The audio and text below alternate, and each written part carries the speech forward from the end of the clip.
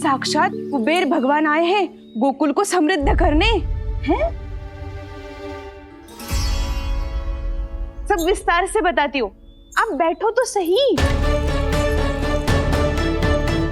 कुबेर महाराज, चलो जोड़ी बनाते हैं।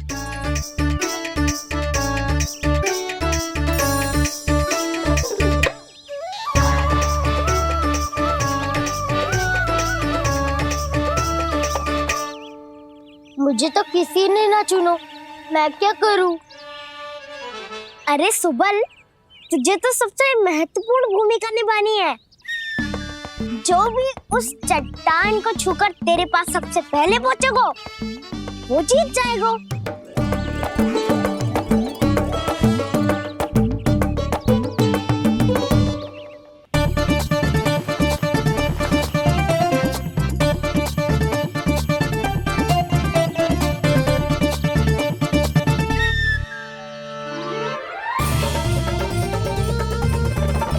आरंभ करो।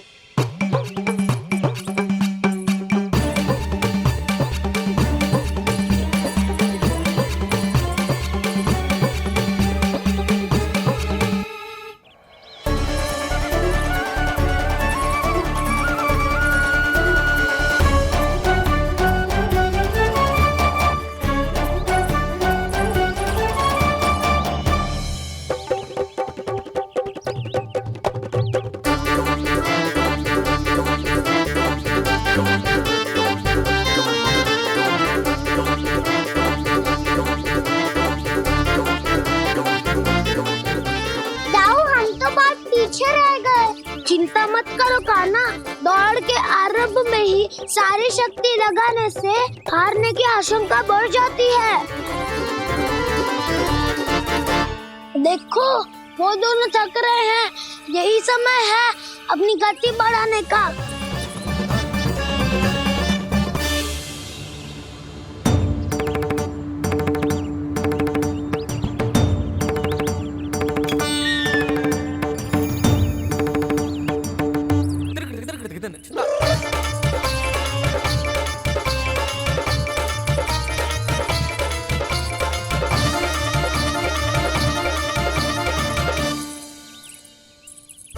लो, हमारी जोड़ी सबसे पहले पहुंच गई। देखा मेरा बलदाव का बल।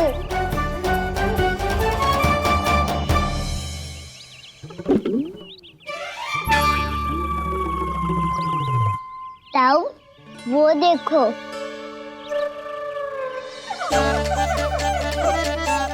मैया,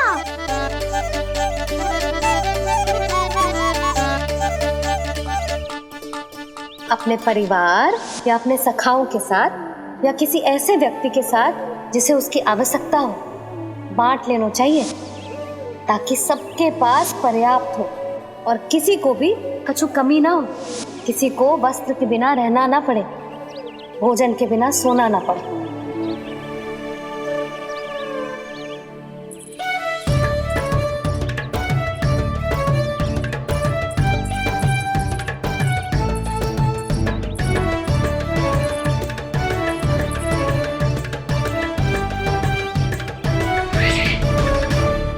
लग तो है इससे भूख लगी है।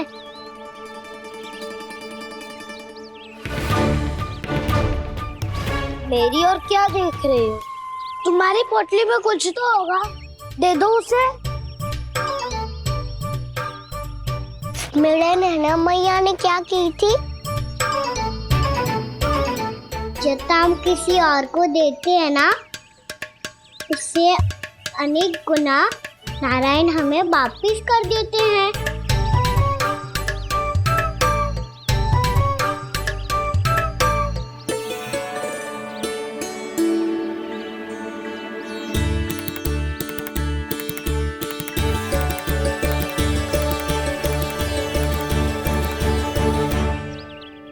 ओहो, अंतिम रोटी थी पर वो तो मैं खा गो। अब तो बस मेरे हाथ में माखन लगा रह गो है।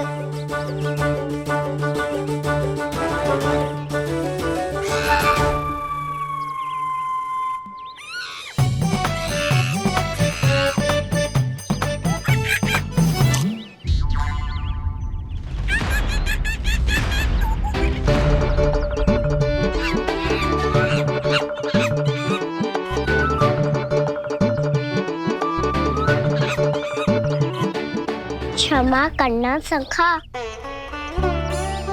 तुम्हें देने के लिए मेरे पास कुछ नहीं है। अब आप ही बताओ, कोई 2 गुना मूल्य देगो तो हम शीघ्र ही धनवान बन जाएंगे कि ना? पर कोई 2 गुना मूल्य देगो ही क्यों? हो सकता है कि उनके पास अधिक धन हो, या उनकी तिजोरी में सामान आ रहा हो, या फिर उन्हें भलाई करने का रोग हो। हमें तो आम खाने से मतलब है ना नंदराज। गुटली गिन के हमें क्या लेना देना? मैंने तो निर्णय ले लिया है कि उसकी सिर्फ मान लूंगी। बस नारायण को साक्षी मानकर जब प्रण ही तो लेना है कि सारा का सारा दूध, घी, माखन अब से केवल उन्हीं को देना है मैंने। बस इतनी मांग रखी है उसने? हाँ, आपको विश्वास ना हो रहा हो तो गोकुल में किसी से भी पूछ लियो। 2 गुना दाम दियो है परमानंद जी ने, इसीलिए तो सबके सब आनंद के सागर में गोते लगा रहे हैं।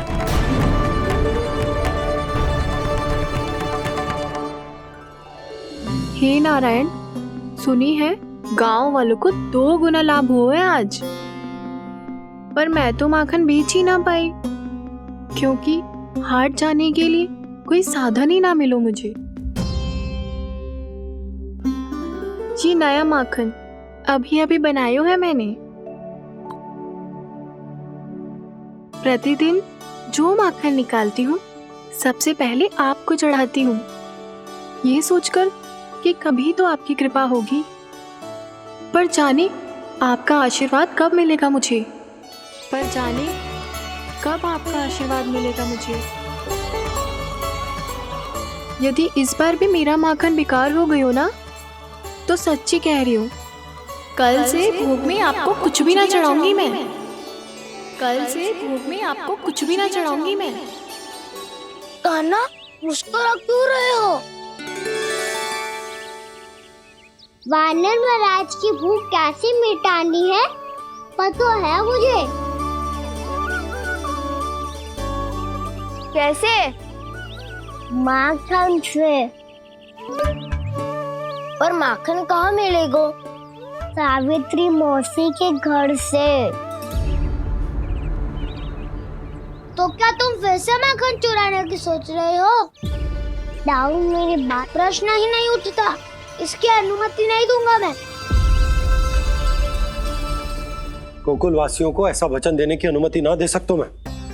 बिना सोचे समझे कैसे वो किसी अपरिचित व्यापारी के शब्दों पर विश्वास कर सकते हैं?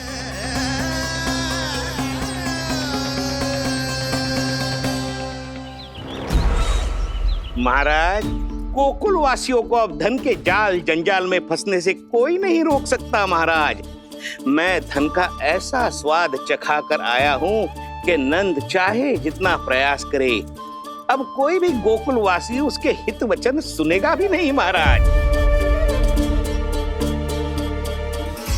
ये बहुत गंभीर बात है, हमें सभा बुलानी होगी यशोदा।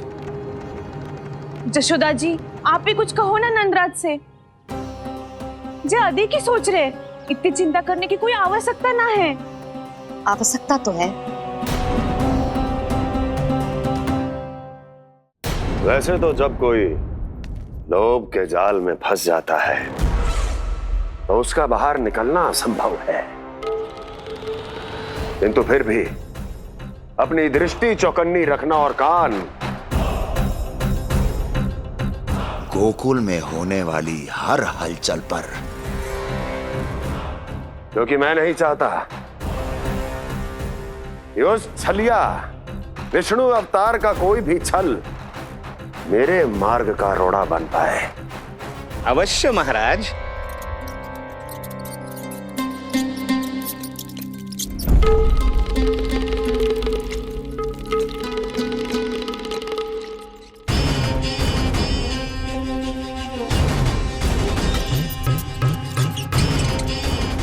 लोभ। ध्यान रहे परमानंद, गोकुल वासियों पर लोभ का प्रभाव हर बीतते क्षण के साथ बढ़ता चला जाना चाहिए। महाराज, जैसे किसी कबूतर को बिल्ली दबोच लेती है, वैसे ही मेरा फैलाया हुआ लोभ गोकुल वासियों को अपने पंजों में दबोच लेगा, सब झटक लूंगा।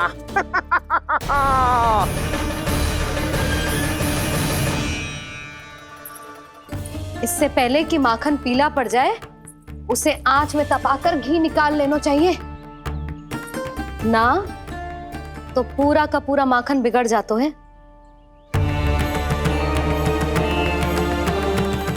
मैं अभी भोला से कहकर सारे ग्वाल ग्वालियरों की सभा बुलाता हूं।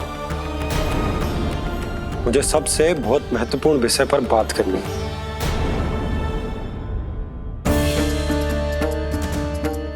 मति भ्रष्ट हो गई थी मेरी, जो यहाँ चली आई। अब कहीं ऐसा ना हो कि मेरा धनवान बनने का स्वप्न धरा का धरा रह जाए। सुलक्षणा, चिंता मत ही करो। अरे हम सबसे पहले तो वे अन्न के बारे में सोचते हैं। वे गोकुल वासियों को लोभ के फेर में कछु अनुचित ना करने देंगे। कहा ना मैंने, तुम्हें कुछ भी अनुचित करने नहीं दूंगा। दाऊ हूँ तुम्हारा।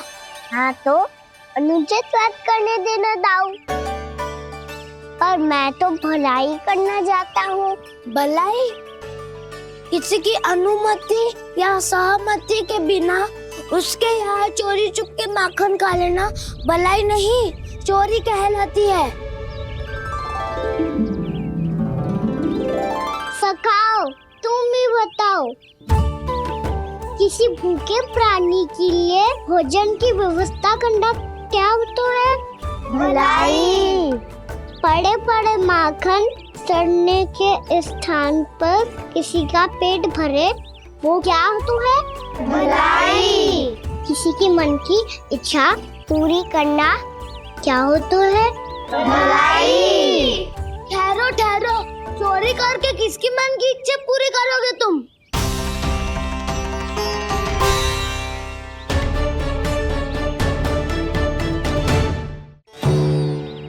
और किसकी दाऊ? स्वयं सावित्री मौसी की। वही तो चाहती है कि मैं उनके घर आऊं और ढेर सारा माखन खाऊं।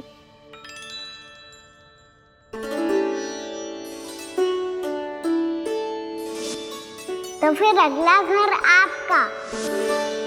क्षण भर तो ऐसा लगो जैसे कान्हा ने मेरे मन की इच्छा सुन ली हो। वैसे कितना अच्छा हो तो यदि सुन ही ले तो। तुम्हारे कहने का अर्थ है कि सावित्री मौसी चाहती थी कि तुम उनके घर भी जाओ, जैसे जानकी के घर गए थे। ये बात तो उन्होंने मैया के सामने भी कही थी कि मैं उनके घर जाऊं। ये तो उनका सौभाग्य होएगा। किसी का सौभाग्य बिगाड़ते इतने बुरे ना है हम। ये बात तो सही कही है। मुझे भी कुछ अनुचित ना लगता है इसमें। तुम तो सत्यवादी हो मधुमंगल, तुम्हें क्या लगता है? अब बोल भी दो, वानर महाराज भूखे हैं। वानर महाराज से अधिक भूखा तो मुझे तू लग रहे हो। यदि कान्हा सच्ची में जैसा वानर महाराज की भूख मिटाने के लिए और सावित्री मौसी की इच्छा पूरी करने के लिए कर रहा है, तो दादी के सीख के अनुसार मुझे इसमें कछु अनुचित ना लगता। पक्का हम सच में चोरी नहीं भलाई करने जा रहे हैं। सही कहा दाऊ। यदि भूखे असहाय वानर महाराज का पेट भरोगे तो इसका असली पुण्य तो सावित्री मौसी को ही मिलेगा। इसका अर्थ तो ये हुआ कि कान्हा सावित्री मौसी का घर माखन चुराने नहीं जाएगा, बल्कि उसे दुगना कर देगा। बात तो सही है, तो फिर मैं तुम्हें नहीं रोकूंगा।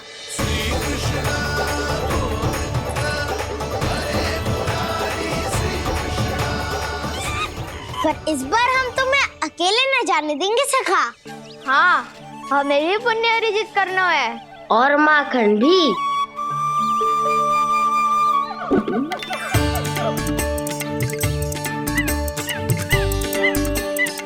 लगता है देव वानर महाराज भी हमारी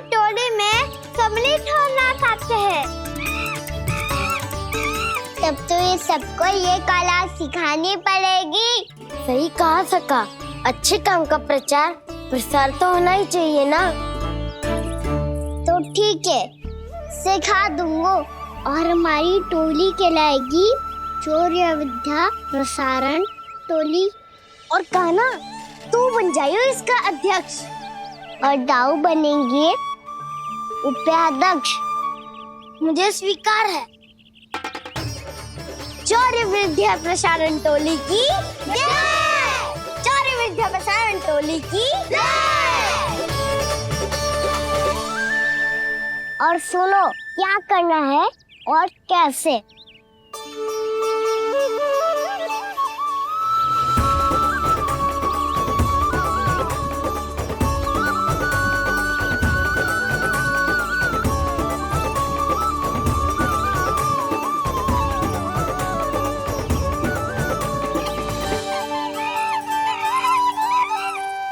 आया कन्हैया रे, आया रे माखन का चोर। रोके रुके ना ये सरपट लगाता है दौड़। तुम सब वहाँ छुप जाओ, मैं भीतर देखता हूँ। न ध्वनि कोई हो न पता कुछ लगे, आए चुपके से ग्वालों की टोली। चाहे कितना बचाओ छिपाओ कहीं, सारा मक्खन ये कर जाए खाली। मुख से तो लगता है सरल ये बड़ा भीतर से चंचल ये छल से भरा है ये नटखट बड़ा चिच्चोर।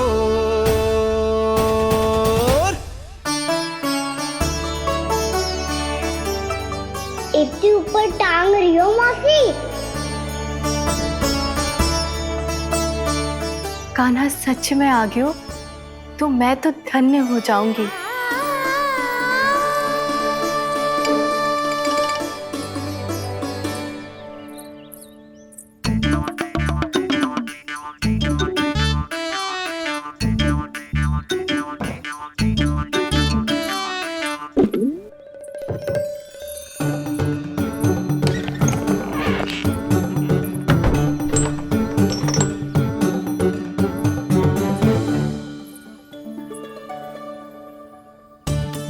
मन तो करता है सारा दूध दही माखन उसे बुलाकर अपने हाथों से खिला दूं।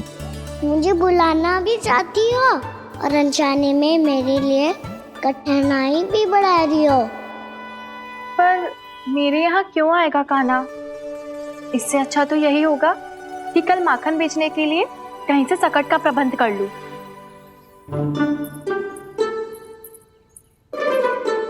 छुप जाओ, छुप जाओ।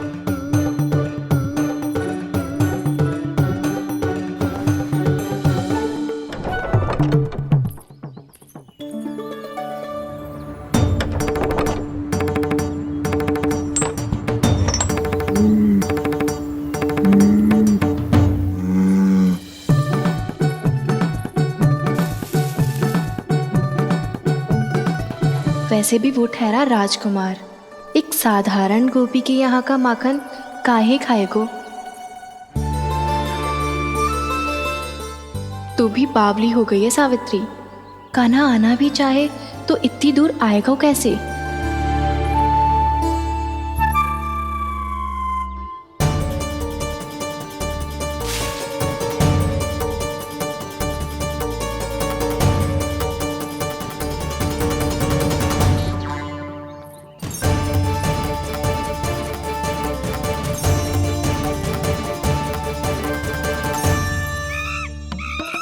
ओ मैया,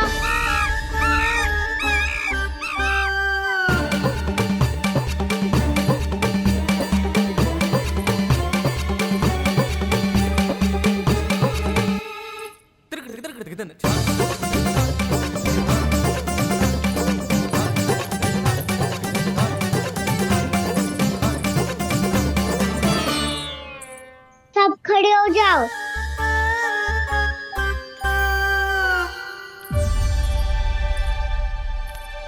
सच्ची मैं भी कितनी बावली हो गई हूँ ना।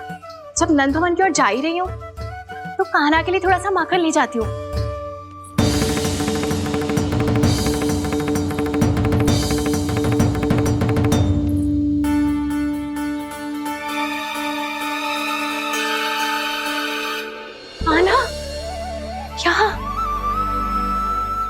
मेरा स्वप्न है या फिर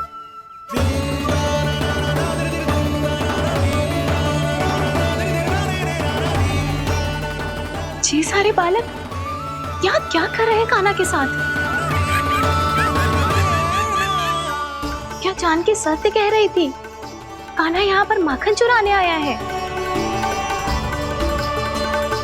मुझे स्वयं जाके इसे माखन खिलाना चाहिए। चलो सावित्री मौसी के वापस लौटने से पहले मैं कार्य समाप्त करके वापस भी जाना है।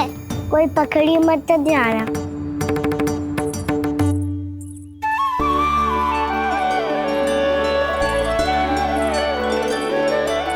ये मुझे देख के भागो तो ना ना, ये जो कर रहा है, जैसे कर रहा है, मुझे करने देना चाहिए।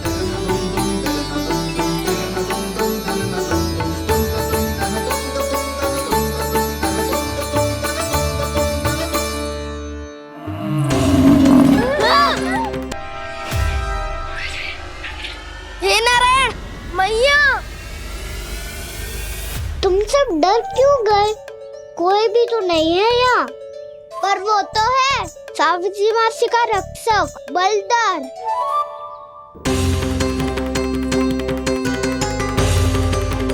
हे नारायण, मैं बलदर को भोजन देना तो भूल ही गई, और भूखे पेट तो वो हिंसक हो जाता है।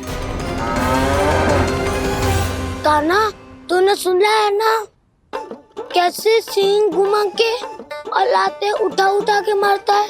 बलराम नहीं है जो तुम्हारी रक्षा करेगा, बलदर है वो।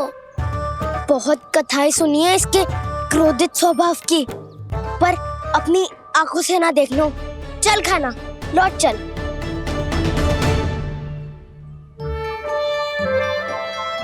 रुक जाओ,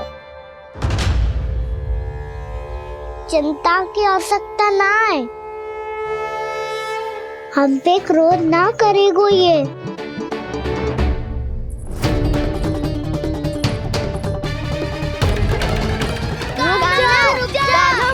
रुक जा कान्हा, रुक जा कान्हा, लौट जाना।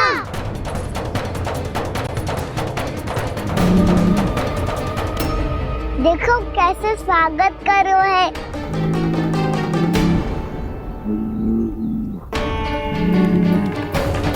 व्यर्थ ही भयभीत हो तुम सब।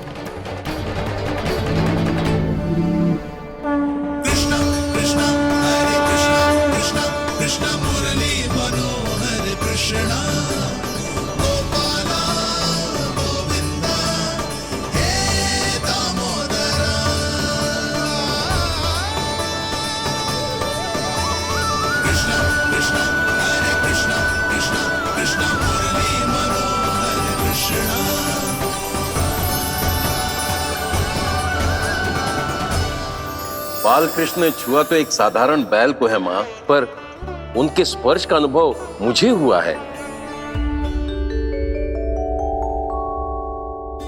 बलधर, ये जो वानर महाराज है ना, ये मेरे सखा है, बहुत भूखे है ये, इसीलिए हम इनके लिए तरीक माखन देने आए हैं। हमारा साथ दोगे ना? मैं भी बहुत भूखा हूँ प्रभु। सावित्री मैया चारा देना ही भूल गईं। आप मुझे खोल दीजिए ना। आप भी अपना कार्य निर्विघ्न कर लीजिएगा और मैं भी घास चर के अपनी भूख मिटा लूंगा।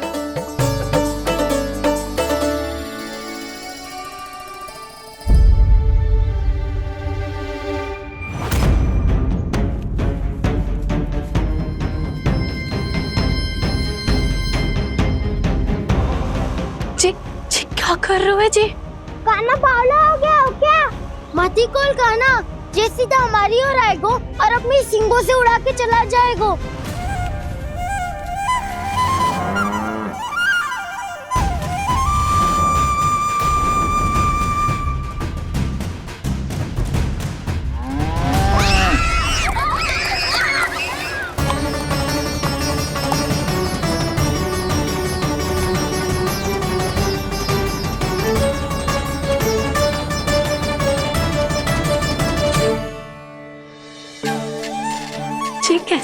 संभव है।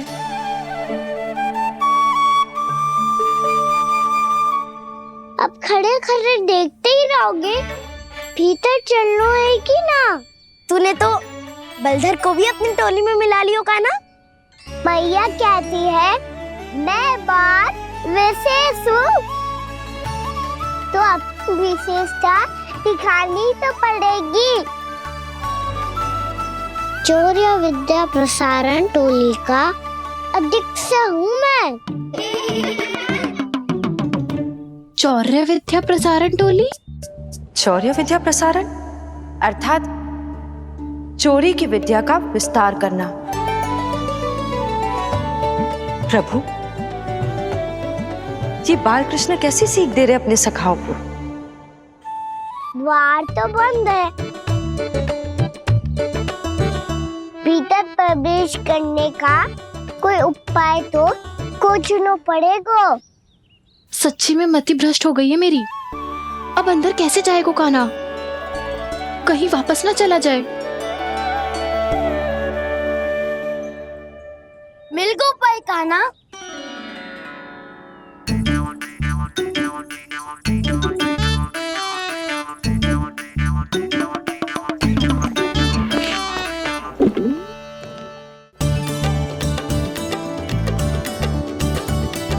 चलो भीतर प्रवेश करते हैं।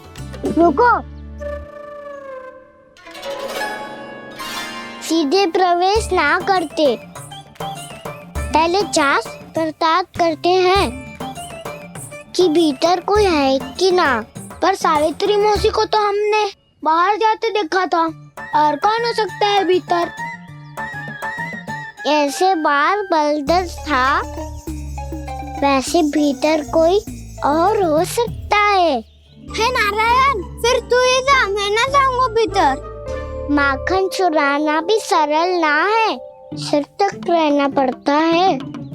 माता यशोदा यदि ये सब देख लें तो उनके मन को कितना दुख पहुंचेगा।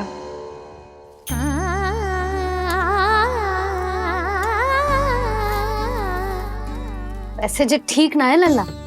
जब भूख लगती है तभी मैया की स्मृति आती है तुझे। आज खेल के इतने शीघ्र कैसे आ गो तू? देख लल्ला, मैया तेरे लिए क्या बना रही है। सूजी का हलवा।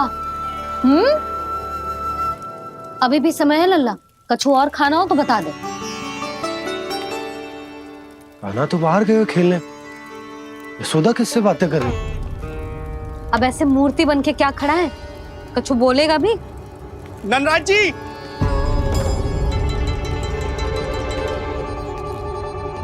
नंदराज जी, लगभग सभी को सभा की सूचना दे दी है, और जो तनिक दूर रहते हैं उनके बंसी गए हुए हैं सूचना देने के लिए, और उपनंद भैया आपकी चौपाल में प्रतीक्षा कर रहे हैं। चलो। देख लल्ला,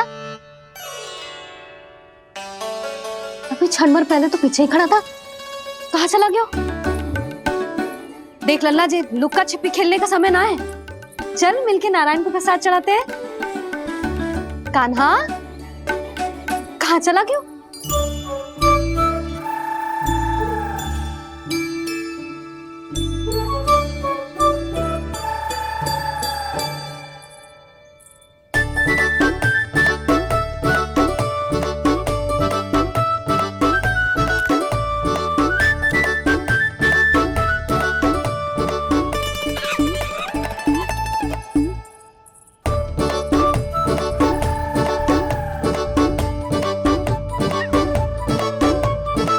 पशुओं से तो ऐसे बात कर रहे हो जैसे इनकी भाषा समझता हो।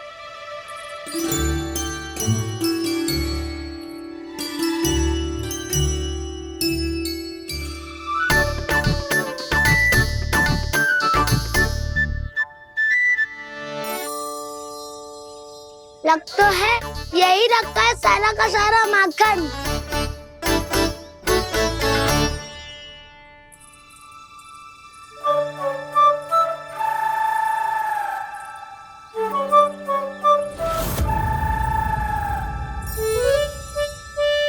कान्हा, मुझे प्रयास करने दे, मैं आसानी से कर लूंगा।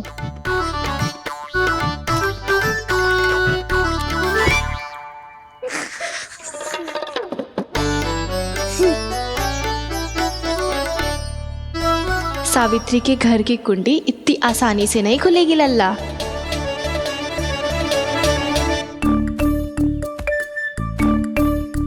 कहा तो मैं ही तोड़ दूं द्वार।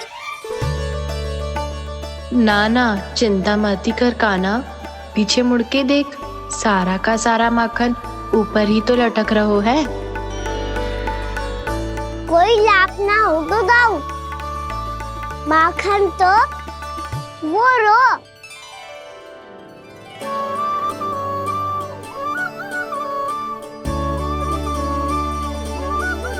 पर जे तो इतनी ऊपर है कि इसे उतारने के लिए हाथी बुलाना पड़ेगा। तो क्या अब हमें माखन ना मिलेगा?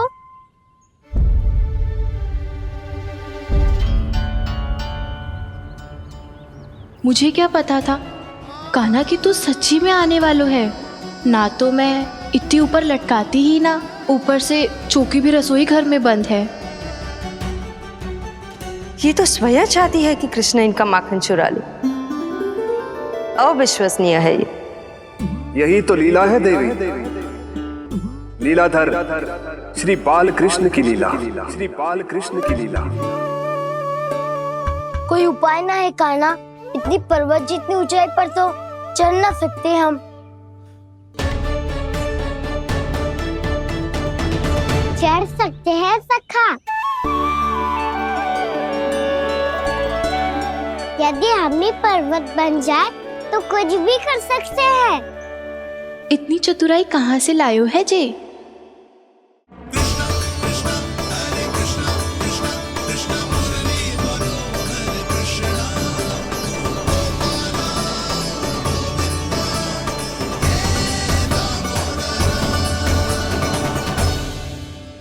हम सबसे ऊपर कौन चढ़ेगा?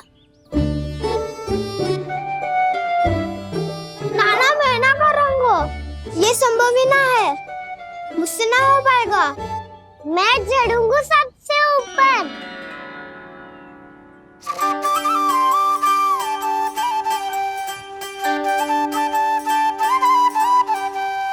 आया कन्हैया रे आया रे माखन का चोर, न ध्वनि कोई हो न पता कुछ लगे, आए चुपके से ग्वालों की टोली।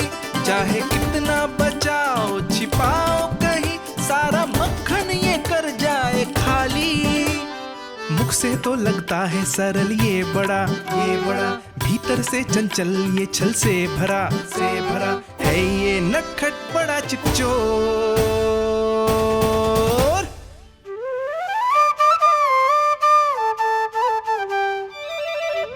भोला भाला कान्हा है माखन का चोर, भोला भाला कान्हा है माखन का चोर, भोला भाला कान्हा है माखन का चोर, भोला भाला कान्हा है माखन का चोर।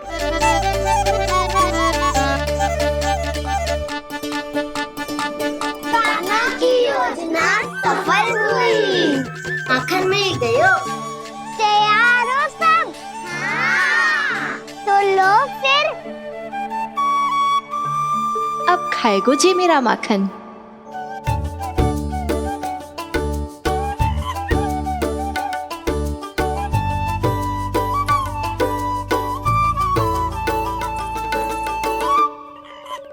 वानर महाराज, सबसे पहले तो आप ही लो।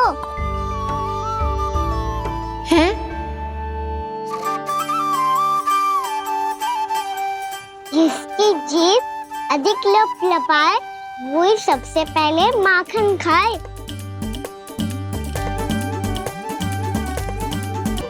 स्वयं हाथों से अपने ये बांटे, पूरी टोली को माखन खिलाए, बड़ा नटखट है नंद किशोर। लो दाऊ, ये आपका। सारा माखन जे इन सब में बांट रहो है, स्वयं ना खाएगो। भोला भाला कान्हा है माखन का चोर, अरे भोला भाला कान्हा है माखन का चोर, अरे भोला भाला कान्हा है माखन का चोर। इतनी देर बाद ही सही, अब खा रहो है जी मेरे हाथ का माखन। प्रभु, ये जो भी करते हैं उसके पीछे कोई ना कोई उद्देश्य अवश्य होता है। मैं ये जानने के लिए आतुर हूं कि इस माखन चोरी की लीला के माध्यम से कौन सा संदेश देना चाहते हैं ये? बस यही कि यदि कोई भक्त सच्चे हृदय से भगवान का स्मरण करे तो भगवान अवश्य आएंगे और अपने भक्तों के कर्मों को सुधारने की प्रक्रिया प्रारंभ कर देंगे। फिर चाहे वो भक्त जानकी हो या सावित्री। कृष्ण माखन नहीं खा रहे देवी, ये तो अपने भक्तों के दुष्कर्मों को मिटा रहे हैं ताकि उन्हें जीवन और मृत्यु के चक्र से मुक्ति दिला सके। पर प्रभु, ऐसे तो सारा संसार इन्हें माखन चोर बुलाएगा। ये माखन आत्मा की तरह है और आत्मा तो सदैव से ही परमात्मा की होती है। इसीलिए कृष्ण जो चुरा रहे हैं वो माखन नहीं, ये तो इन गोपियों की चित है देवी। अब से जो भी व्यक्ति इन्हें माखन चोर बुलाएगा वो इन्हें प्रेम से चित चोर कहकर भी पुकारेगा। वो इन्हें प्रेम से चित चोर कहकर भी पुकारेगा।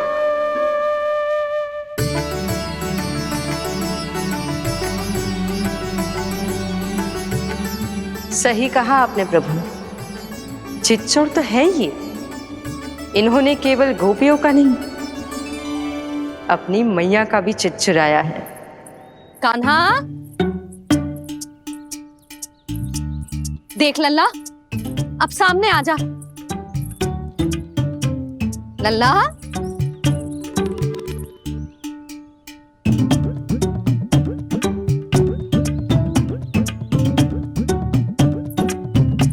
मुझे पतो है तू खम्बे के पीछे छुपो है।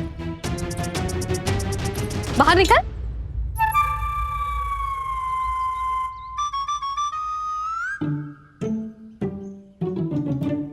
मैया,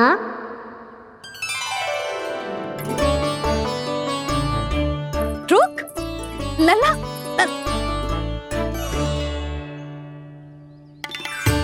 ठीक है मत आ, मैं अकेले अकेले पूजा करने जा रही हूँ।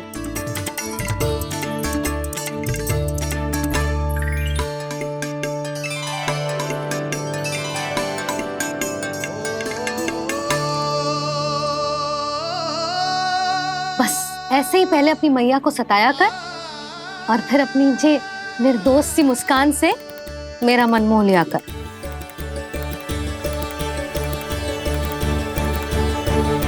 और चाहिए?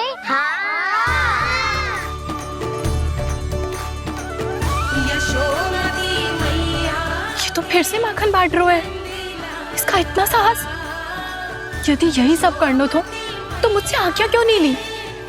मैं अपने हाथों से बहुत प्रेम से खिलाती, पर ये तो चोरी कर रहा है।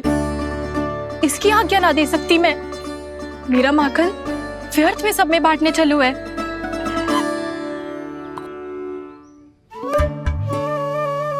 दो वानर महाराज और तनिक ले लो। सखा तो सखा, ये तो वानरों में भी बांटने लगू है।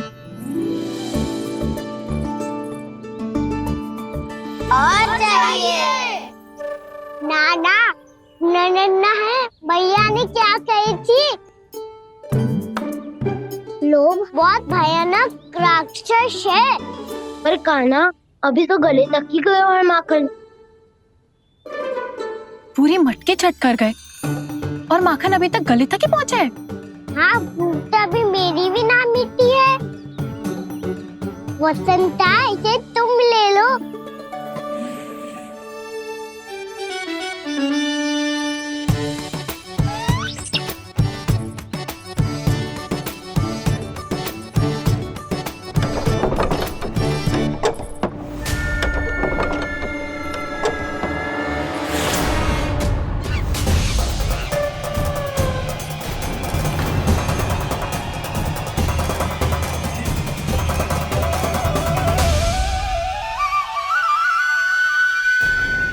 छिना लोग बहुत भयानक राक्षस हैं। जी अच्छी बात ना है कान्हा, अभी चल के यशोदा जी को बताती हूँ।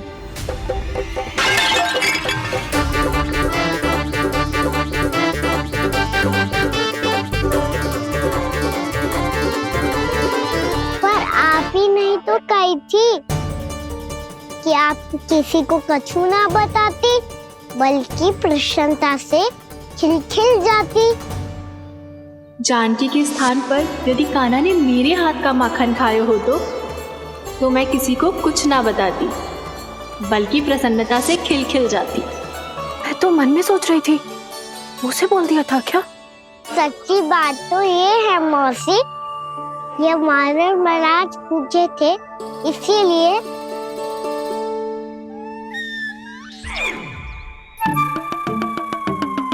कल मैं इसीलिए ना बेच पाई क्योंकि हाट जाने के लिए सकट ही ना मिलो, और आज बेचने के लिए तो माखन ही ना बचो। चिंता मत करो मौसी, 2 गुनों से भी अधिक मिलेगा। भूखे की भूख मिटाने का पुण्य प्राप्त किया है आपने। बस आप मैया को कछु मत बताइयो।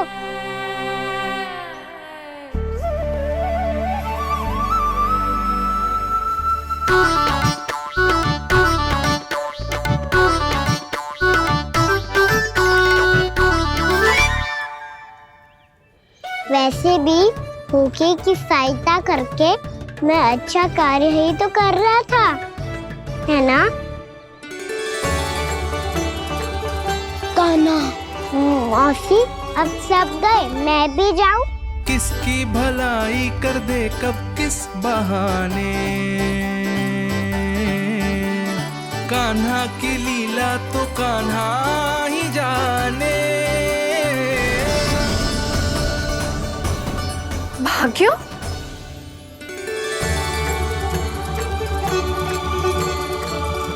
कान्हा, एक तो चोरी की और ऊपर से मूर्ख बना के भागो। ये ठीक ना है, मुझे यशोदा जीजी को बताना ही होगा, और वो भी इसके घर पहुंचने से पहले।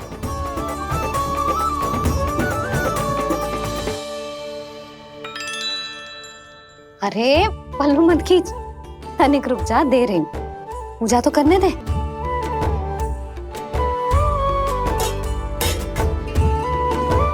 ले, अब जितना मन करे उतना प्रसाद खा।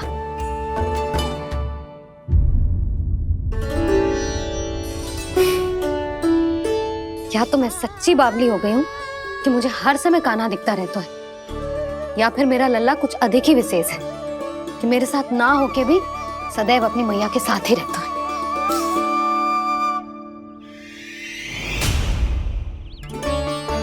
आज तो कैसे प्राण बचे, नारायण ही जानते हैं। मैं तो पाऊ को सिर पर लेके ऐसे सरपट भागो कि पूरे गोकुल में बड़ बोले। इस समय तो बड़ी बड़ी मत हाको, पर असली लाभ तो वानर महाराज ने उठाया है। पूरी की पूरी मटकी अकेले लेके निकल लिए। ये हमारी प्रतीक्षा कर रहा था ताकि हम माखन बांट सके। हमारे साथ ना दाऊ, उनके साथ।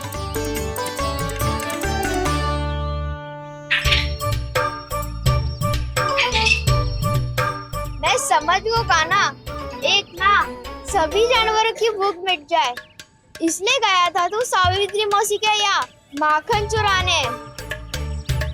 इससे पहले कि वो हमारे यहाँ पहुँच जाए, हमें घर पहुँचना होगा दाऊ, चाहे कछु हो जाए, पर देरी ना होनी चाहिए।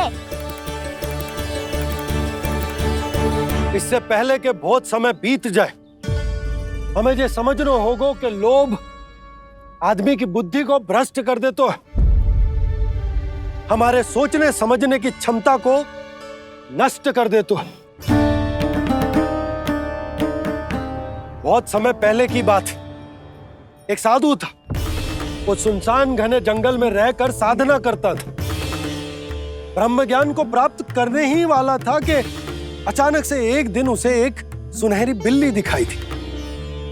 उसने उसे देखो तो सोचो कि ये तो बहुत सुंदर है, इसे तो मेरे पास रहना चाहिए, और उसने उस बिल्ली को अपने पास रख लिया। फिर उसने सोचो कि इसे तो दूध की आवश्यकता होगी और उसके लिए गाय की, तो उसने एक गाय भी रख ली। अब गाय को चारे की आवश्यकता होगी और चारे के लिए भूमि की। नारायण की कृपा से भूमि का प्रबंध भी हो गयो।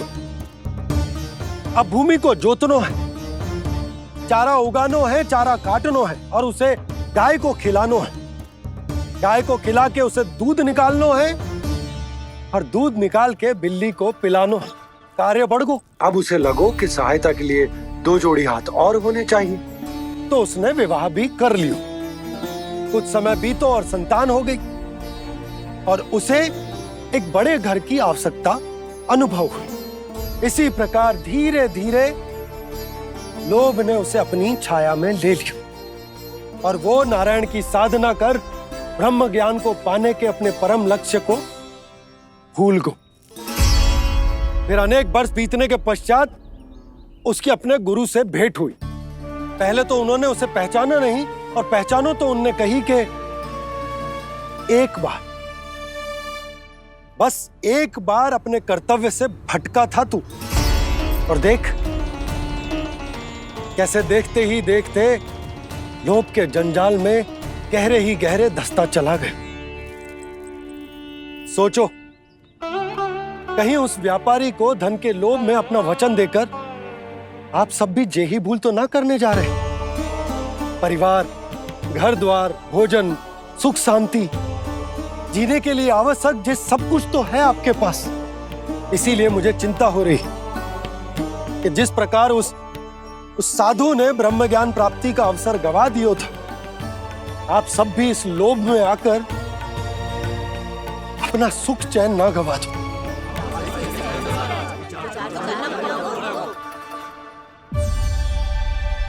लग तो है बात सबको समझ आ रही है।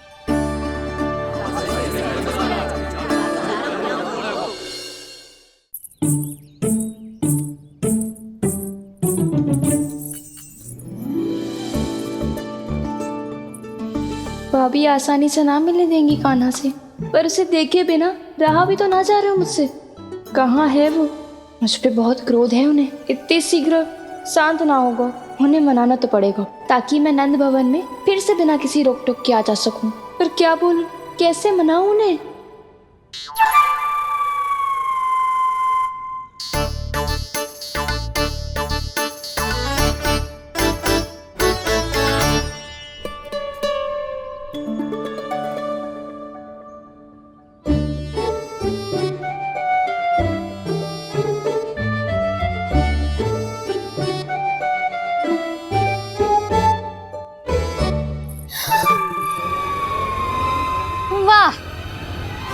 जिसने मेरे लल्ला पर चोरी का आरोप लगायो, वो ही आज मेरे घर में चोरी चोरी प्रवेश कर रही है। नाना भाभी, ऐसी कोई बात ना है, मैं तो बस ये देखने आई थी कि जसोदा भाभी का क्रोध शांत हुआ कि ना? सुन ले जानकी, मेरा क्रोध उसी दिन शांत होगा जिस दिन तू सारी गोपियों के सामने मेरे कान्हा पर लगाया आरोप वापस लेगी। चोरी करेगा तो आरोप ही लगेगा ना जीजी। फिर से आरोप? सावित्री, तू भी? कल तक मुझे ये थोड़ी पता था जीजी कि आपका कान्हा सच्ची में माखन चोरी में पारंगत है। आशा करता हूं कि आप सभी को नंदराज का विचार और संदेश सही से समझ आ गो होगो।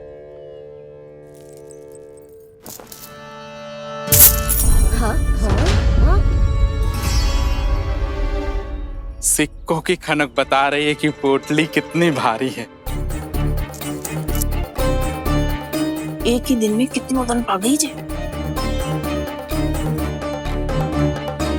हमें भी इससे अधिक धन अर्जित करना होगा, तभी तो हम अपने उज्जवल का भविष्य उज्जवल कर पाएंगे। पहली बार कछु बुद्धि की बात की है तूने। नंदराज, हमारे मन में आपका बहुत सम्मान है, पर हम जो करना चाह रहे हैं वो लोभ ना है, वो तो विकास है। हाँ हाँ नंदराज, हम अपना और अपने संतानों का भला बुरा सोचे बिना कब तक अपना जीवन इस प्रकार जीते रहेंगे? फिर पिछले 4 वर्षों से हमने आपको कर भी तो ना दियो है। मुझे तो लगता है कि नंदराज की बातों पर शांति से सोच विचार के बाद ही कुछ निर्णय लेना चाहिए। ऐसा मौका बार बार ना आता। नहीं, हमें सोच विचार कर निर्णय लेना है सबने।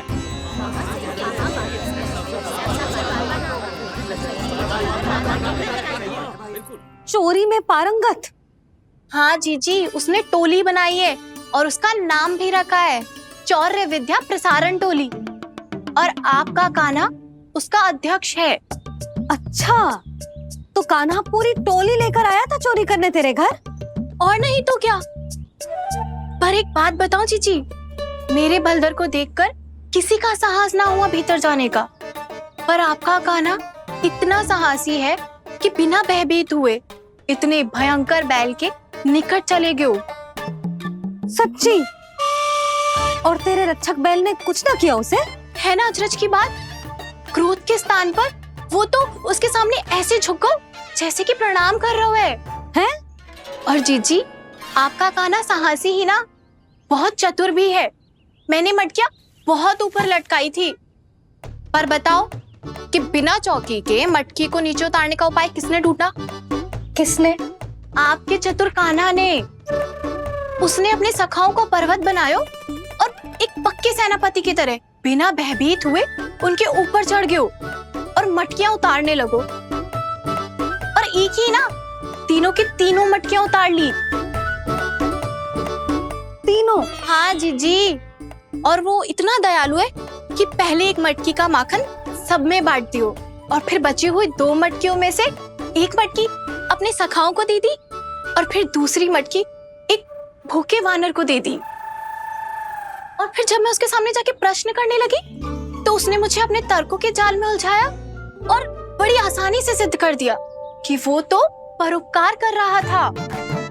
मैं तो देखती ही रह गई, और शब्द तो ऐसे झड़ते हैं मुंह से जैसे कि फूल। रुक जा सावित्री, पहले तू ये निर्णय ले ले कि तू मेरे लल्ला का गुणगान करने आई है कि उसकी निंदा करने? निंदा करने ही आई हूँ जीजी। जानकी सत्य कह रही थी, आपका कान्हा माखन चोर ही है और बलराम के साथ भागा था। बलराम क्यों? वो तो साक्षात गरुड़ देव की पीठ पे बैठ के उड़ के आयो है, तभी तो तुझसे बहुत पहले आके यहाँ बैठ गओ ना। आ देख ले, आ जा। देखो कैसे बैठ के सब पहरा दे रहे हैं कि कोई पंछी अनाज ना चुगले, और तुम दोनों व्यर्थ में इन सब पर दोष लगा रही हो। कान्हा के निकट जाने का प्रयास भी मत ही करना। पहले मेरे लल्ला पर आरोप लगाती हो, फिर उससे मिलना भी चाहती हो।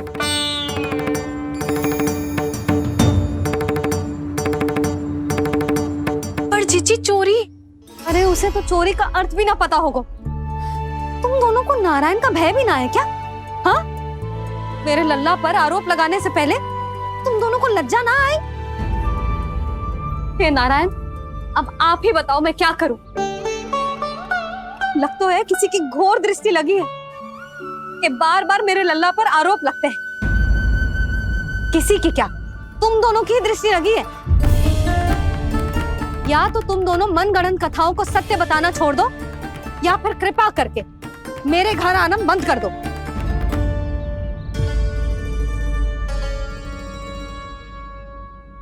अब दोनों मुंह क्या ताक रही हो? हाँ, जाओ यहां से। और तुम दोनों नंद जी की सभा में क्यों ना गई?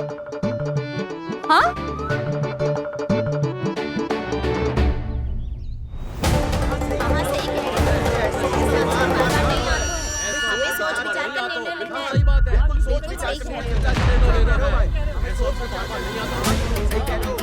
जी कौन?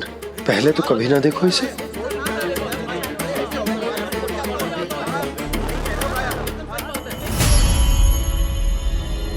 कहाँ को? बस करो।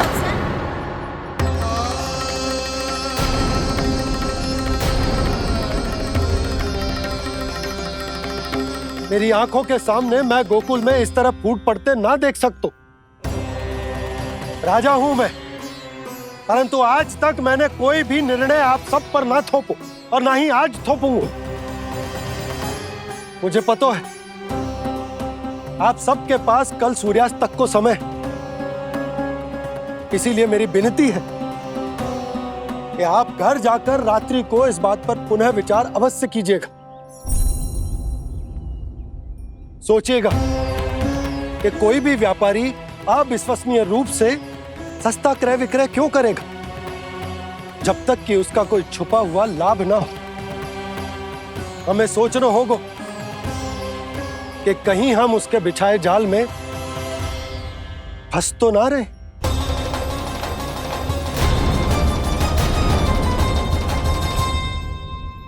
बच गए भैया, जैसे तैसे ही सही, पर समय से पहले पहुंच ही गए हो। सावित्री मौसी कनेक सी बात को इतना बड़ा चढ़ा के बोल रही थी जितना उज्जवल भी ना बोलतो।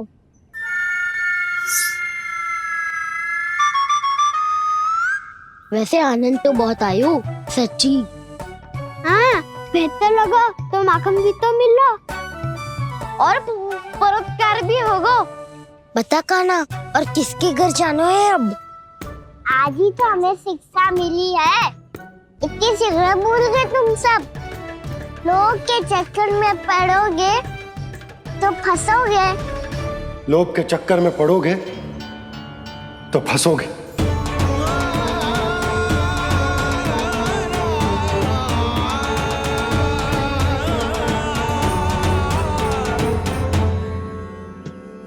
चोर चोर कह रही है मेरे निर्दोष से बालक को।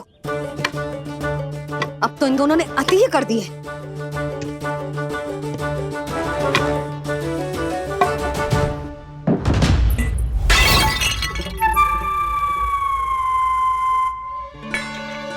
से भी अभी फूटना था। वैसे ही मैं इतनी चिंतित हूं। कैसे समझाऊं इन गांव वालों को?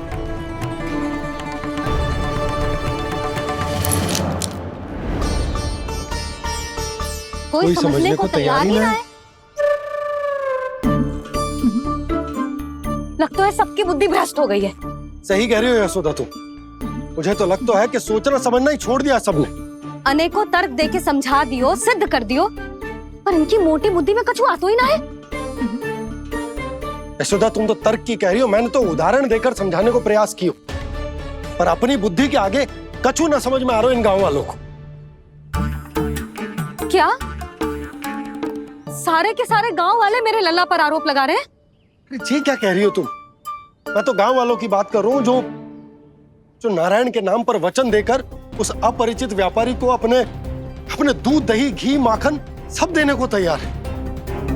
लो कर लो बात। मैं गोपियों की बात कर रही हूँ जो लल्ला पर माखन चोरी का आरोप लगा रही हूँ। और आज तो सावित्री ने भी लल्ला को माखन चोर कह के पुकारो है।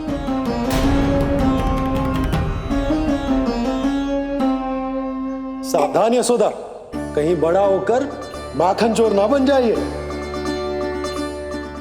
अच्छा, ये सब आप छोड़ो। स्त्रियों की बात है, मैं संभाल लूंगी। आप ये बताओ सभा में क्या हुआ? गोकुल में फूट पड़ गई यशोदा, लोभ की फूट।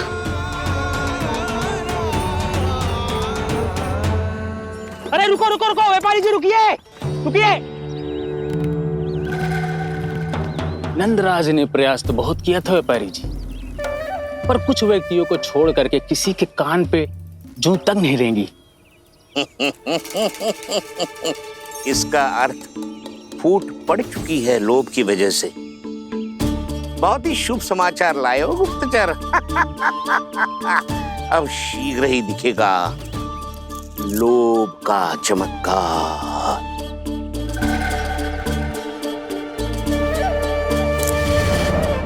लोभ से बचने को जो पाठ हम कान्हा को पढ़ा रहे थे ना, आज वही पाठ मैं इन गांव वालों को समझाने में असमर्थ रहा। आप चिंता मत ही करो जी, धीरे धीरे सब ठीक हो जाएगा। तब तक बहुत देर हो जाएगी यशोदा। गोकुलवासी मेरे अपने, उन्हें अपनी आंखों के सामने मैं भूल करते ना देख सकता। वो सुलक्षणा वो उस व्यापारी के प्रभाव में आ गया और शंकरी मौसी और सुमति भी सुलक्षणा के मार्ग पर ही चल रही। कान खोल के सुन ले बहू, आज से घर में दूध पीनो बंद, दही खानो बंद और माखन तो बिल्कुल न खानो।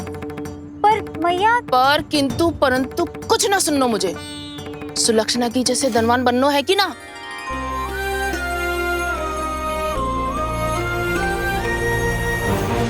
तो फिर जैसा मैं कहती हूँ वैसा कर, तभी तो अधिक से अधिक दूध दही माखन बेचकर अधिक से अधिक धन अर्जित कर पाएंगे हम। सुलक्षणा को उस व्यापारी की तरह धनवान बनना है और शंकरी मौसी को सुलक्षणा की तरह। ऐसे तो पूरा गांव ही लोभ में पड़कर कल उस व्यापारी के पास पहुंच जाएगा। अब तो फिर स्त्रियों को मुझे अपने ढंग से समझाना पड़ेगा।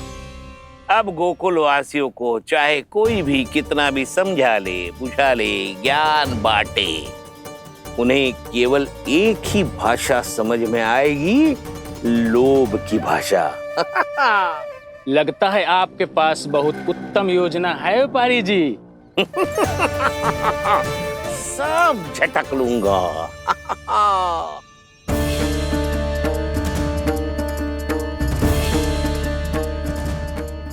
आपको क्या लगता है प्रभु, मैया के समझाने से गोपियाँ समझेंगी?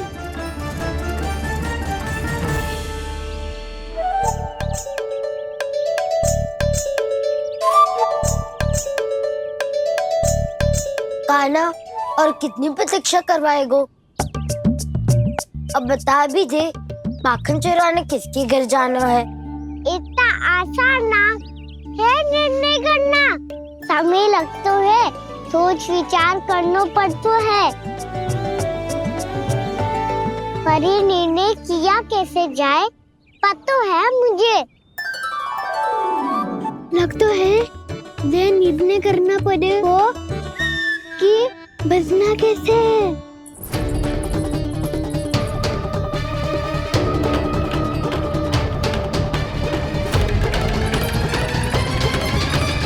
सावित्री मौसी ने हमारे चौरे विद्या प्रसारण के बारे में सबको बता दियो क्या?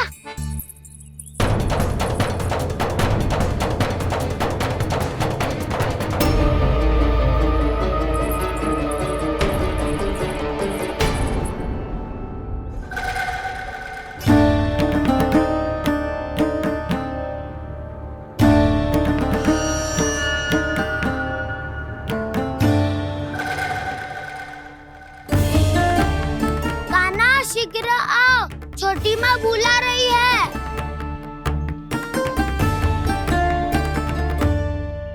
अब डांट भी पड़ेगी और कुटाई भी होगी। चौरी विद्या प्रसारण कल ही आरंभ हुआ था और आज ही समाप्त हो जाएगा। सब इतने गंभीर क्यों है आज? गंभीर तो होंगे ही ना दाऊ, क्योंकि मैया आज अच्छा वाला पाठ पढ़ाने वाली है।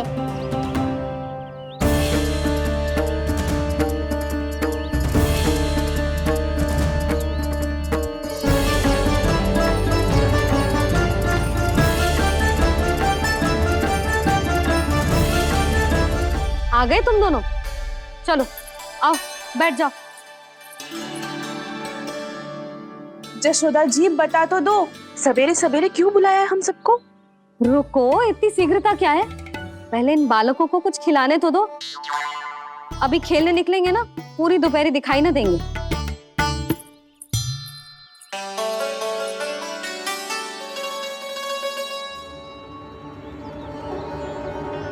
मैया देखो ना, कैसे अपने आभूषणों का दिखावा कर रही है जो सुलक्षणा। चिंता मत कर बहू, शीघ्र ही हम इससे अधिक आभूषण और इससे अधिक उत्तम वस्त्र पहन के घूमेंगे। ये देखो तुम दोनों के लिए क्या बनाओ है मैंने। पूरे गोकुल में प्रसिद्ध मेरे पेड़े। चलो लो। यशोदा, ये तो बहुत सारे हैं। हाँ जशोदा जी, इतने सारे तो मैं भी ना खा पाऊं। क्यों दृष्टि लगा रही हो सुलक्षणा? बढ़ती आयु के बालक हैं, खाने दो इन्हें।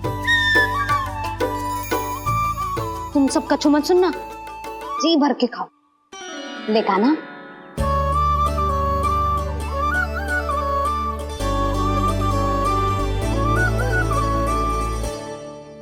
हे नारायण, मैंने अपने कान्हा को जो सिखाओ है, बस वे उसे स्मरण रखें और उसका पालन करें। ले और ले ले ले।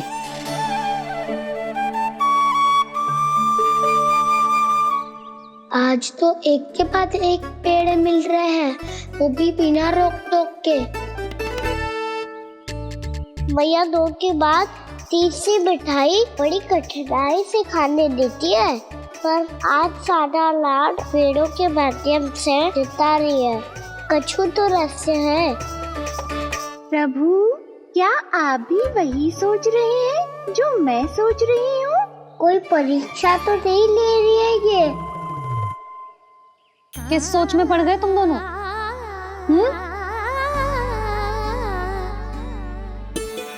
खाओ ना। जब तक पेट और मन दोनों ना भर जाए तब तक खाओ। बस यशोदा, इतना पर्याप्त है। अरे ना जिज्जी, घर के शुद्ध मावा और गुड़ के बने, कितना भी खा ले कोई हानि ना होगी। लो और लो।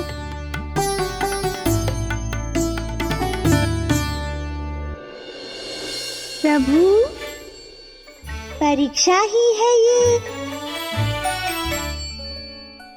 ये तो खाए जा रहा है, कहीं मेरी दी हुई सीख फूल तो ना खाओ, सारा खेल बिगड़ जाएगा। सदैव स्मरण रखियो लल्ला, लोभ बहुत भयानक होता है, बहुत भयंकर। जो एक बार हमारे मन में प्रवेश करके हमें भीतर से ही जकड़ लेता है, इसके कारण हम अधिक से अधिक और अधिक से अधिक पाने की इच्छा करने लगते हैं। क्या हुआ कान्हा, रुक क्यों गए?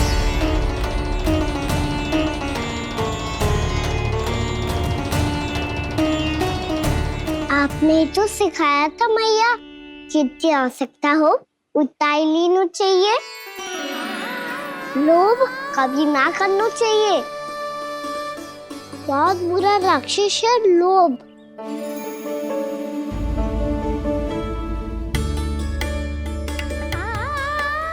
थोड़ा और खाने में कोई बुराई ना है कान्हा, ले ले। ना मैया, लो मैं अधिक खाऊंगा तो फिर पेट पकड़ के बैठना पड़ेगा।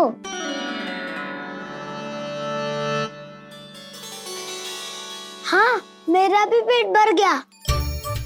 कान्हा सही कह रहा है छोटी माँ, लोग बहुत भयानक राक्षस है। जो भी लोग के चक्कर में पड़ेगो वो बहुत बुरा फंसेगो। अच्छा जाओ, जाके खेलो तुम दोनों। मैया, ये पेड़ अपने सखाओं के लिए भी ले जाऊं मैं? हाँ लल्ला, ले जाओ अवश्य।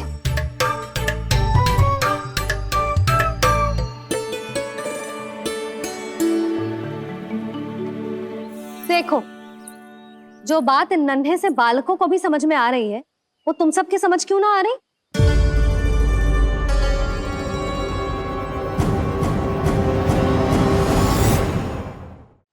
क्या समझाना चाहती हो जशोदा जी? तनिक खुल के बोलो। जब बसंता खाने के बाद भी हलवा खाने का हट करतो है तो उसे मना क्यों करती है? इसीलिए ना, ताकि स्वाद के लोभ में उसका स्वास्थ्य ना बिगड़ जाए। और उज्जवल, जब भरी दोपहरी में बाहर खेलने का हट करतो है तो तू उसे मना क्यों करती है? इसीलिए ना कि खेल के लोभ में उसे लू ना लग जाए। हाँ, और पुराण पढ़ना तो अच्छी बात है ना। तो श्री रामा जब रात में दीप के प्रकाश में पुराण की कथाएं पढ़ना चाहते है तो क्यों मना करती है? उसे बता।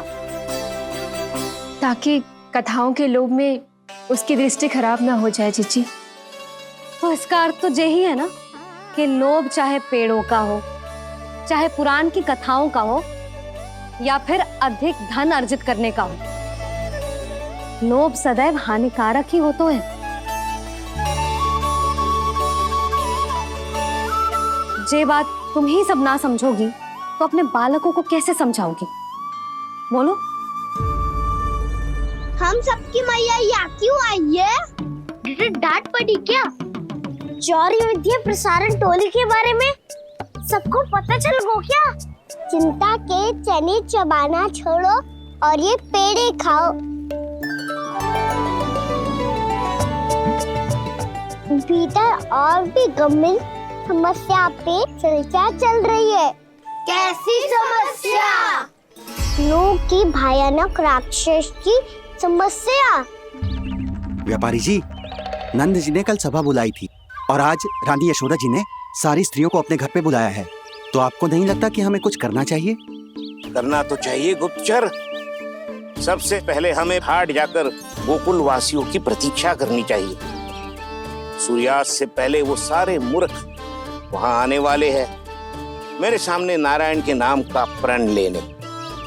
उन्हें चाहे कोई भी कितना भी समझा ले बुझा ले, उससे कोई अंतर नहीं पड़ेगा गुप्तचर।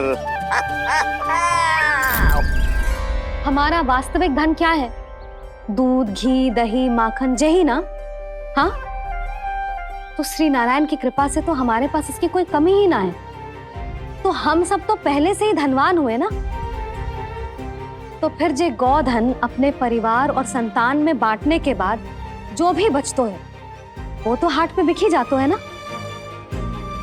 तो फिर मथुरा के किसी अपरिचित व्यापारी के साथ माथा फोड़ने की क्या आवश्यकता है? जशोदा जी, हम आपकी और नंदराज की चिंता समझते, पर इसकी कोई आवश्यकता ना है। कुछ उल्टा सीधा नहीं करेंगे हम। विश्वास रखो जशोदा, हम जो कुछ करेंगे समझदारी से करेंगे।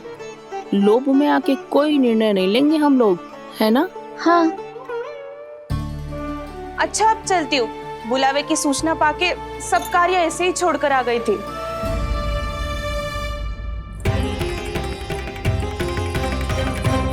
अब किसको घेर लियो?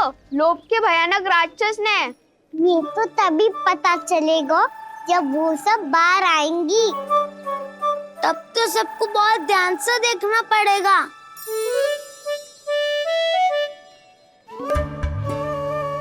देखना तो पड़ेगा दाऊ, तभी तो पता चलेगा माखन चुराने किसके यहाँ जाना है।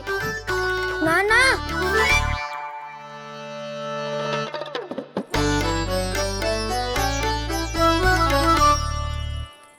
लोग का राक्षस तो उनके पास दिख ना रहे हुए है।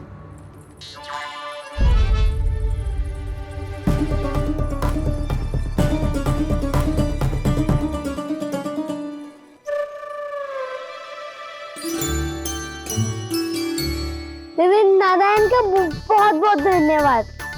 कान्हा, मेरी मैया को घेर रहे है क्या उस राक्षस ने?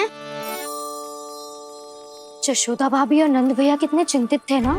पक्का कछु ना कछु कारण तो अवश्य होगा। हाँ, मुझे भी सच लग रहा है कि धनवान बनने के चक्कर में मैं तनिक ज्यादा ही लोभ में पड़ गई थी।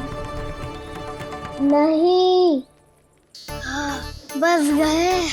और मेरी मैया दादी, उनका क्या गाना? बहू, सुलक्षणा की जैसे ढेर सारा धन कमाने के चक्कर में लोभ में तो ना आ रहे ना हम। हे नारायण, बहुत कृपा है आपकी। लगता है लोभ का राक्षस किसी को अपनी चपेट में नहीं ले पाया। लेता भी कैसे दाऊ? मेरी मैया ने जो समझायो है। क्या लगता है यशोदा, इन्हें समझ आया होगा? आशा तो यही है, और अब भी ना समझी तो फिर तो नारायण भी ना समझा सकते। सुनो, दोपहरी में हम सब मिलेंगे। दोपहरी में? तो क्या तू तब निश्चित करेगो कि आज किसके यहाँ जाना है माखन? आज कोई माखन चोरी नहीं होगी। क्षमा करना राव, भैया के ता समझाने के बाद भी जिसके समझ में कछु ना आई हुई थी उसके घर चोरी तो करनी पड़ेगी आज।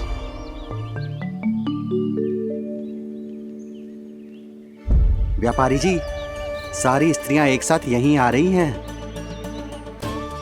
मेरे चक्रव्यूह में फंसने की इतनी शीघ्रता कि संध्या तक भी नहीं रुक पाई।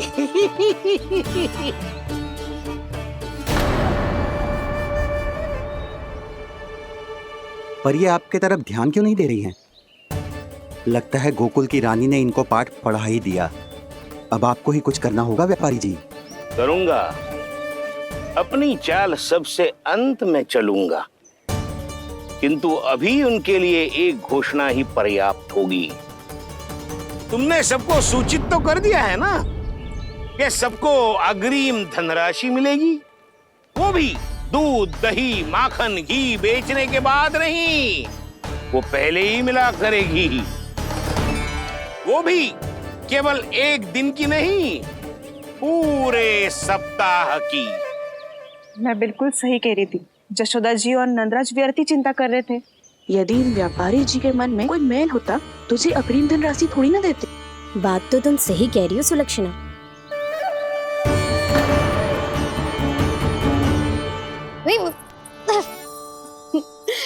कितनी शरारत करते हो तू?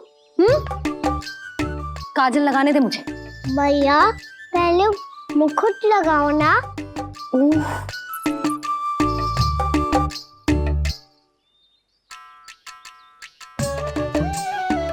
और मेरी मुंडी। हाँ हाँ रुक जा, ले बस होगा प्रसन्न। भैया मैं ना चाहता मैं ऐसे फिर से भूल जाऊं, नहीं तो कड़ी धूप में इसे लेने वापस लौटना पड़ता है। चल अब बैठ जा, अब मुझे काजल लगाने दे लेना। भैया इतना सारा काजल मत लगाओ, छोटा सा बालक लगता हूँ मैं। आहा, नखरे तो देखो, इतना सज धज के तो तेरे बाबा भी ना जाते बाहर, दृष्टि लग जाएगी लल्ला।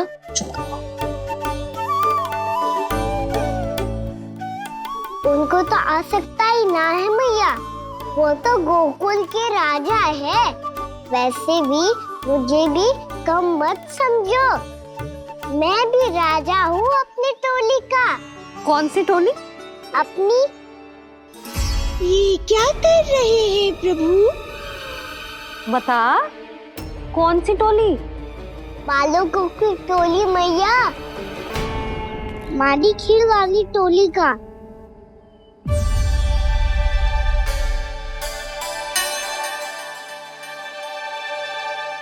क्या हुआ जी? देखो जी, आप इतनी चिंता मत ही करो। आप गोकुल के राजा हो और जे बालकों की टोली का राजा है, तो मैं भी जसोदा हूँ, मैं कोई कम थोड़ी ना हूँ। मैं भी गोकुल की स्त्रियों की रानी हूँ। मैंने सबको समझाओ है, सब समझ गई हैं। उपनंद भैया से बात करके आ रहा हूँ अभी। पता चलो है कि उस व्यापारी ने अग्रिम राशि का लोभ दिया है सबको। मुझे ना लगता तुम्हारे समझाने का कोई लाभ हो। अभी तो ये सब समझ के गई, बोल के भी गई कि अब उस व्यापारी के फेर में ना फंसेंगी। इतनी शीघ्र पलट गई। इन सब में अपनी बुद्धि ना है क्या? जब कोई विकार मन में बस जाता है ना यशोदा, तो सूझबूझ सब समाप्त हो जाती। तो मुझे ही कच्चू करना पड़ेगा। मैया मैं जाऊं? हाँ तू जा।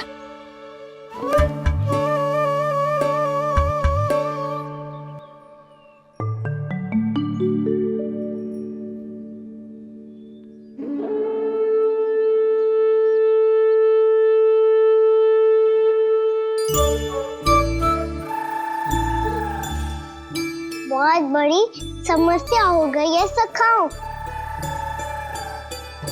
कैसी समस्या? लोभ का भयानक राक्षस कहीं ना गए हो, वो अभी भी यही है। मुझे पता था, और इसका सबसे अधिक प्रभाव तो मेरी मैया और दादी पर ही हुआ है। तुम सच कह रहे हो उज्जवल? हाँ। अरे कछु ना बलदाऊ, जे बड़ बोला तो ऐसे ही बात करते रहेगा बड़ा चढ़ा के। बड़ा चढ़ा के नहीं बोल रहा हूँ मैं। आज से घर पे दूध, दही, माखन, घी सिर्फ एक बार ही मिलेगा, पर क्यों? ताकि अधिक से अधिक दूध, दही, माखन, घी बचाकर उस व्यापारी को 2 गुना मूल्य पे बेचा जाए। इतने से तो काम ना चलेगा। उस सुलक्षणा से, और मैं तो कहूँ सुलक्षणा से ही क्यों, पूरे गोकुल में सबसे अधिक धनवान बनना है तो और माखन जमा करना पड़ेगा। हाँ हाँ मैया, लाओ मैं इसे ऊपर रख देती हूँ। चोरी चुपके से खा तो ना जाएगी ना? तेरी घबराहट बता रही है कि घर से निकलने से पहले तूने थोड़ो माखन तो खाया है। सच्ची बोल। ना ना मैया, मैं क्यों माखन खाऊंगी? मैं भी तेरी मैया हूँ लाली, माप के रखो तो मैंने।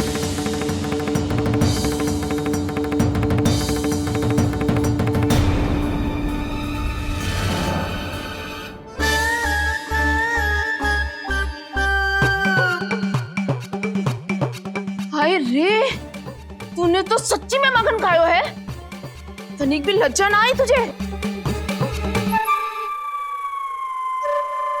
असत्य बोलने से पाप लगता है मैया, और जितनी बार आप माखन नाप रही है उतनी बार डंडी पे लगा माखन आप स्वयं चाट रही है, और दोष मुझ पे दे रही है। वो तो बस मैं इसलिए चाट रही थी कहीं व्यर्थ ना जाए। और तेरी जीभ है कि तीखी मिर्ची। एक तो मैया से बहस करती है और चोरी छुपके स्वयं खा के मैया पे दोष भी धरती है। हे नारायण, कैसी बहू दी है मुझे। जा, दूर हो जा मेरे कक्ष से। और माखन के तो आसपास भी दिखने की आवश्यकता ना है। इस चटोरी को तो कोई भरोसा ना है। माखन को तो सुरक्षित स्थान पर रखना पड़ेगा।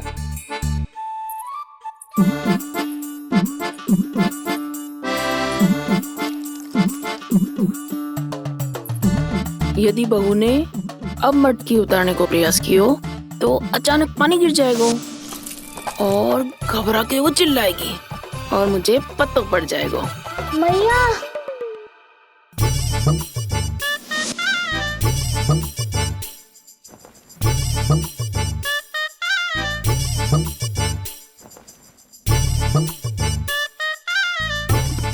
ये माखन तो मैं किसी को छूने भी ना दूंगी, तभी तो बनूंगी धनवान, बहुत धनवान।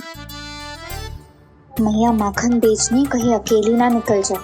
ये तो पता भी ना चलने देगी कि कितना धन मिलो है।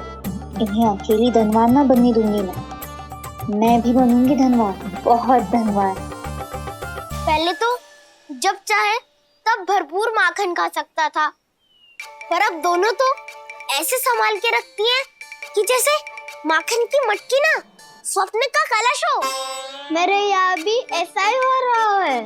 नारायण का बहुत बहुत धन्यवाद। नंजी और जशोदा जी की बातों में आने से पहले ही सत्य का पता चल गया।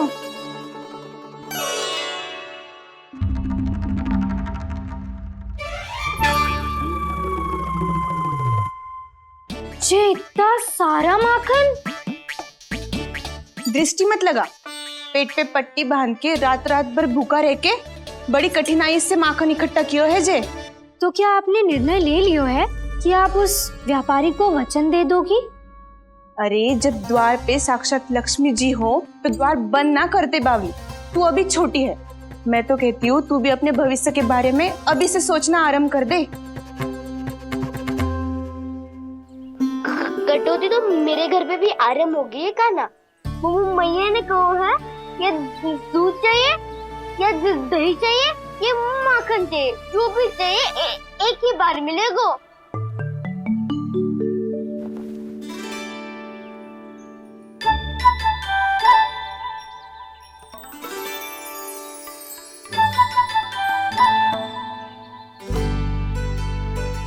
तब हमारी टोली को ही कुछ करना पड़ेगा। तुम सबको तुम्हारा अधिकार मिले, यह हमारा कर्तव्य है।